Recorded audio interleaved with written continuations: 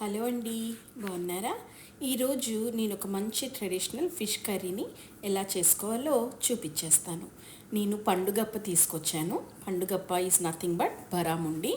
So దాన్ని శుభ్రంగా cut చేయించి నేను దాన్ని మంచిగా వాష్ చేసి అలా శుభ్రంగా ఉన్న పీసెస్కి కొంచెం salt, turmeric, red chilli powder, నా దగ్గర మసాలా రెడ్ చిల్లీ పౌడర్ ఉంది.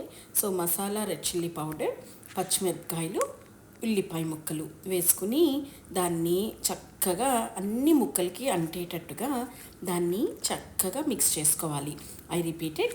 మనము ఫస్ట్ ఉప్పు, పసుపు, కారం, మసాలా కారము, పచ్చిమిరపకాయలు, ఉల్లిపాయలు వేసుకుని దాన్ని మంచిగా మసాజ్ చేసుకున్నాను.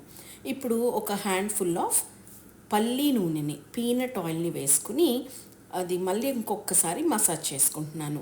ఇది పీనట్ ఆయిల్ ఎక్కువ టేస్ట్ వస్తుందన్నమాట.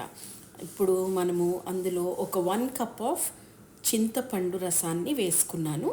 కంప్లీట్ ఒక ఫుల్ కప్ ఆఫ్ చింతపండు రసానికి చక్కగా పిసికేసుకుని మనము వేసేసుకున్నామన్నమాట.